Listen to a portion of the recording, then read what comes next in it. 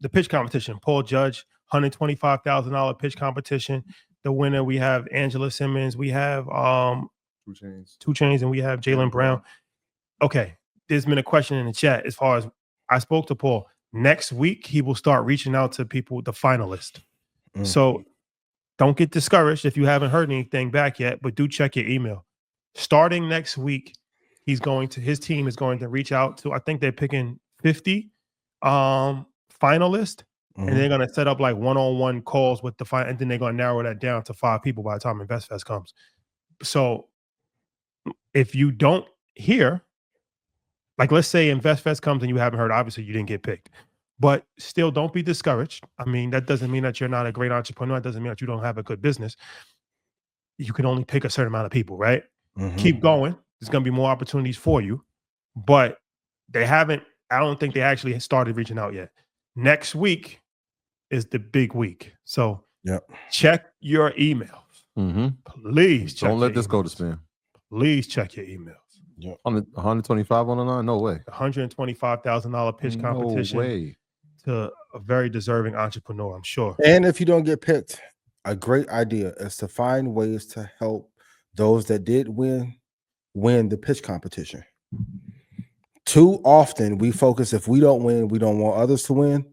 You have to help those that are ahead of you get further ahead so that you can then be brought in.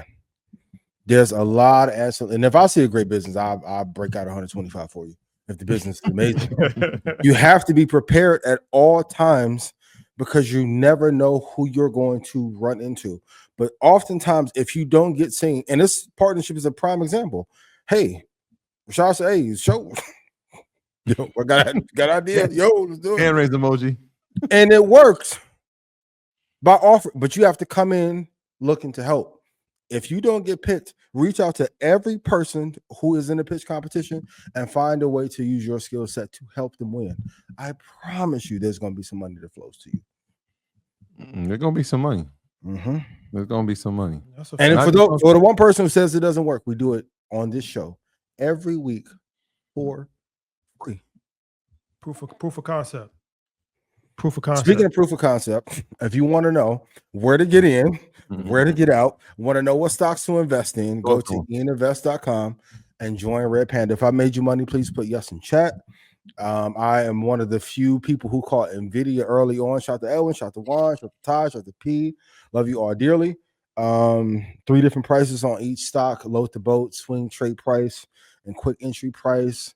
If you never want to know where to invest in the companies that are going to run the future, that are going to make you financially free, please join Red Panda. Yeah, that's the beauty of this thing, right? We're giving information, and people are using it, and they're giving other people that information. Like this is a unique time we live in, y'all. For sure. This has never happened before. That's what makes it so special. But you're right, there is true. So like, I know they're like, yo, Shotty's upset. What did happen to him? Like, no, what he's saying feels harsh. Okay, I get it. But there's truth to it. At some point, what happens when you come on Monday and there's no show? And it's going to be abrupt too, like how WCW went out of business. It's going to be real abrupt. Hey, y'all, it's been real. Or no InvestFest. Like there's a guy who's a quote unquote successful black man, but I don't really consider you successful just because you went to Ivy League school or you work in Wall Street. Because what have you done for black people? These are the same people that worked that was worth hundreds of millions of dollars and never gave back to the community, looked down on the vast majority of black people for their whole entire life. Gatekeep like hell. Yep. Yeah, you know, his name will remain nameless for now, but he's hating. And it's one of these things of like, why would you hate on InvestFest? We've curated something that never happened before. Like I said, there's 20,000 people that's coming and get educated. There's 300 vendors that's making a lot of money. There's 20 food trucks that's making a lot of money. We're giving away $125,000 live on stage. We're going to talk about another $25,000. We done had giveaways. We done bring in kids. We brought 150 kids from the Bronx that never even traveled to Atlanta ever in their life. We bringing them to Atlanta, Georgia to be inspired. We done, like, why would you criticize or hate on something like that because you didn't think of it? You had an opportunity. And I'm not even talking about I'm not talking about a social media influencer.